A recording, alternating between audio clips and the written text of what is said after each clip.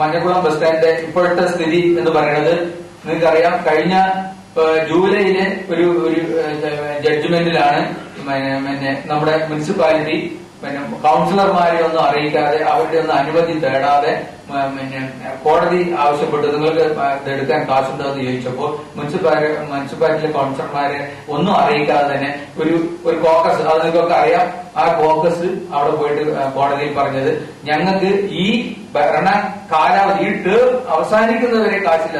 ഇത്ര വലിയ ദീർഘദർശനമുള്ള രാഷ്ട്രീയക്കാരന്മാരെ നമ്മൾ കണ്ടിട്ടില്ല.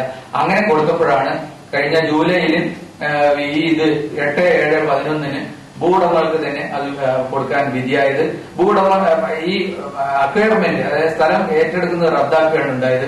ആ റദ്ദാക്കി അതേ സ്പീഡിൽ തന്നെ ഭൂവുടമകൾ മുനിസിപ്പാലിറ്റിയിൽ വന്നിട്ട് ബിൽഡിംഗ് പെർമിറ്റിന് അപ്ലൈ ചെയ്തപ്പോൾ അന്നേ ദിവസം തന്നെ റിജക്ട് ചെയ്തു. കാരണം റിജക്ട് ചെയ്താൽ ഇവർക്ക് കോടതിയിൽ പോകാൻ പറ്റും. ഇതൊക്കെ അങ്ങോട്ടും പറഞ്ഞ് കളിക്കുന്ന നാടകമാണ്.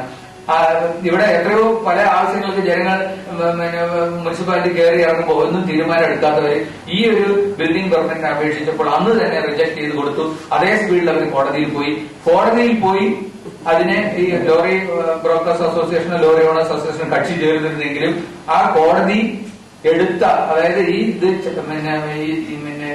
കോടതി ഇതിന് പരിഗണനയ്ക്കെടുത്ത ദിവസം തന്നെ ജഡ്ജ്മെന്റ് കൊടുത്തിരിക്കുകയാണ്.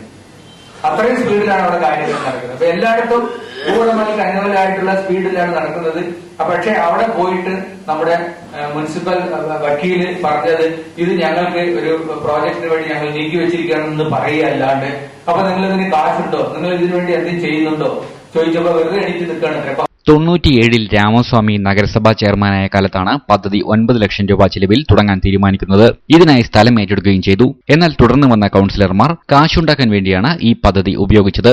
ഇതിന്റെ ഏറ്റവും അവസാന വശമാണ് പദ്ധതി ഇന്ന് നടത്താനാവശ്യമായ 4 കോടി രൂപ കണ്ടെത്താൻ തങ്ങളുടെ ഭരണകാലാവധിയിൽ കഴിയില്ലെന്ന് അവർ കോടതിയിൽ സത്യവാങ്മൂലം നൽകാൻ വരെ തയ്യാറായത്. തുടർന്നാണ് സ്ഥലമുടമയ്ക്ക് കോടതിയിൽ നിന്ന് അനുകൂലമായ ഉത്തരവ് ലഭിക്കുകയും കാര്യങ്ങൾ മിന്നൽ വേഗത്തിൽ തീർക്കുകയും ചെയ്തത്. എന്നാൽ തങ്ങൾ ഇത് അനുവദിക്കില്ലെന്നും വിഷയം സുപ്രീം കോടതി വരെ എത്തിക്കുമെന്നും ഇവർ പറഞ്ഞു. വാർത്താ സമ്മേളനത്തിൽ പ്രൊഫസർ മോഹൻദാസ്, വള്ളത്തോൾ മുരളീധരൻ എന്നിവരും പങ്കെടുത്തു.